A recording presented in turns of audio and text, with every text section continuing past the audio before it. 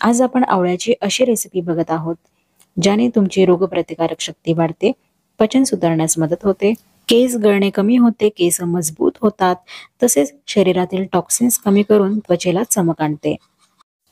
तर चला मग आपण रेसिपीला सुरुवात करूयात. आता आवळे बाजारामध्ये आलेले आहेत, त्यामुळे नक्की ही रेसिपी तुम्ही करून बघा आणि एकदा बनवून ठेवली की खूप महिने टिकते. तर बघा, इथे मी अर्धा किलो आवळे स्वच्छ धुवून घेते.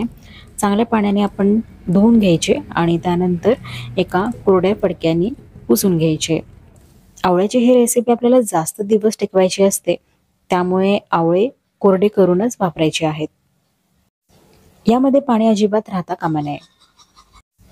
आता हे सगळे आवळे आपण एका बारीक किसणीने किसून घेतोय. तुम्ही किसण्यासाठी मोठी किसणी वापरली तरी चालेल. या पद्धतीने सगळे आवळे आपण किसून घेऊ. आज आपण बनवत आहे आंबट गोड आवळ्याचा छुंदा. याला बरेच ठिकाणी लॉन्जी म्हणतात, मुरांबा किंवा मुरब्बा सुद्धा म्हणतात. तुमच्याकडे काय म्हणतात हे मला कमेंट सेक्शन मध्ये नक्की कळवा. आवळा आपण एकदम बारीक किसणीने किसतोय ना, त्यामुळे छुंदाचं जे टेक्स्चर आहे ते अगदी मऊसूत येणार आहे. आता या ज्या बिया आहेत त्या तुम्ही गरम पाण्यामध्ये उकळवून त्याचा रस सुद्धा पिऊ शकता. सगळे आवळे किसून झालेले आहेत. तर आता आपण गूळ किती घ्यायचा हे बघूयात. अर्धा किलो आवळे घेतले असतील तर त्यासाठी 300 ग्रॅम चिरलेला गूळ घेतलेला आहे. तुम्ही हवं तर निम्मा गूळ किंवा निम्मी साखर वापरली यासाठी तरी चालेल. आणि गूळ घेताना तो फोडून त्याचे खडे न घेता असं चिरून घ्यायचा, म्हणजे तुम्हाला योग्य प्रमाण सुद्धा मिळेल. तसेच गूळ चिरून घेतल्यामुळे आवळ्यामध्ये तो लवकर विरघळला जातो. आता छुंदा बनवण्यासाठी मी कढई घेतलेली आहे. त्यामध्ये आता आपल्याला गूळ आणि आवळ्याच्या किसचे थर लावायचे आहेत. पहिल्यांदा मी इथे अर्धा गूळ घातले, तो पसरवून घेतलाय. त्यानंतर आवळ्याचा किस वरून पसरवून घालते. आता यानंतर जो राहिलेला गूळ होता तो परत एकदा पसरवून घालते आणि त्याच्यानंतर शेवटी आपण जो आवळ्याचा किस राहिला होता तो सगळा इथे घालत आहोत. आवळा आणि गुळाचा असा आधीच थर लावून घेतल्यामुळे गूळ आवळ्यामध्ये चांगला विरघळतो आणि एकजीव सुद्धा होतो. आता पहिल्यांदा कढई गॅसवर ठेवायची आणि मंद आचेवरती झाकण ठेवून 2 मिनिटं वाफ काढून घ्यायची.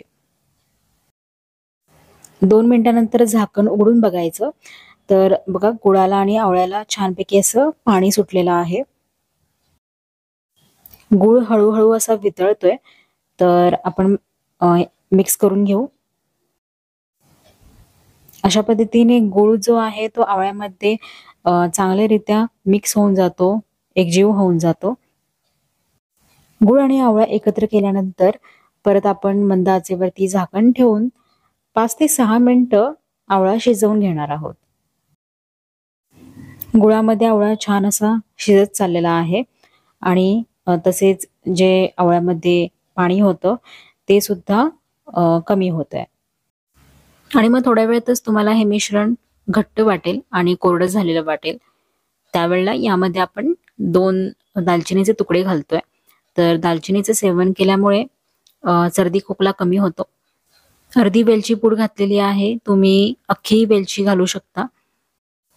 याचबरोबर 1 चमचा सुंठ पावडर सुद्धा वापरलेली आहे. सुंठ पावडर नक्की वापरा, कारण यामुळे पचन सुधारते, तसेच सर्दी खोकला कमी होतो. शरीरातील इन्फ्लेमेशन असतं ते कमी होते, इम्युनिटी वाढते. आता यामध्येच मी अर्धा चमचा काळं मीठ घालते, जेणेकरून अगदी चटपटीत बनेल. तसेच पाव चमचा साधं मीठ सुद्धा घातलेलं आहे. खास करून हिवाळ्याच्या दिवसात सुंठ किंवा दालचिनी याचे सेवन केले पाहिजे. आता हे सगळे मसाले मी आवळ्यामध्ये एकजीव करून घेतलेले आहेत. याचा जो सुगंध आहे तो आवळ्यामध्ये छान असा उतरावा यासाठी फक्त 2 मिनिटं झाकून ठेवणार आहोत. 2 मिनिटानंतर झाकण काढूयात आणि तुम्ही बघू शकता की इथे आवळ्याचा छुंदा तयार आहे. पण याला थोडासा लालसर कलर देण्यासाठी मी अर्धा चमचा काश्मीरी लाल मिरची पावडर घालतेय. याने तिखटपणा अजिबात येत नाही, फक्त थोडासा कलर येईल. आणखीन एखाद मिनिटभर आपण हे परतवून घेऊयात आणि तुम्ही बघू शकता की छुंदा आपला इथे तयार झालेला आहे. घट्ट झालाय, दाटसर झालेला आहे, खूप सॉफ्ट आणि मऊसूत वाटतंय. गूळ आवळ्यामध्ये मस्त मुरलेला आहे. या कन्सिस्टन्सीचं मिश्रण तयार झालं की गॅस बंद करायचा. गूळ हा आवळ्यामध्ये चांगला मुरलेला आहे. आता जास्त शिजवायची गरज नाहीये, नाहीतर गुळाचं घट्ट पाक होईल. तसेच चुंदा थंड झाल्यानंतर तो आणखीन घट्ट आणि दाटसर होतो. कढई गरम असते, त्यामुळे कढईमध्ये न ठेवता एका वाडग्यामध्ये काढून घेऊ आणि मग हा चुंदा पूर्णपणे थंड झाल्यानंतर एका काचेच्या बरणीमध्ये डब्यामध्ये भरून ठेवू. बरणी पहिल्यांदा फडक्याने कोरडी करून घ्या आणि मगच यामध्ये भरा. 5-6 महिने तरी चुंदा खराब होत नाही, चांगला टिकतो. तुम्ही यातला रोज 1 चमचा जरी खाल्लं तरी तुम्हाला खूप सारे फायदे मिळणार आहे. जसे की चुंदा खाल्ल्यामुळे पचन सुधारते. चुंदात आपण काळे मीठ तसेच हलके मसाले वापरलेले आहेत, जे पचन सुधारतात आणि पोट हलके ठेवतात. चुंदा गोड असल्यामुळे झटपट ऊर्जा देते, थकवा कमजोरी कमी करते. तसेच काळे मीठ वापरल्यामुळे आम्लपित्त, गॅस, फुगणे कमी होण्यास मदत होते. शरीरातील उष्णता कमी होते. सगळ्यात महत्त्वाचे म्हणजे आवळ्यामध्ये व्हिटॅमिन सी जास्त प्रमाणात असल्यामुळे रोगप्रतिकारक शक्ती वाढते.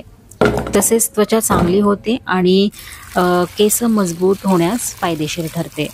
थोडासा गोड, आंबट, तुरट या चवीचा चुंदा तयार झालेला आहे. तुम्ही चपाती, भाकरी, भात सोबत खाऊ शकता.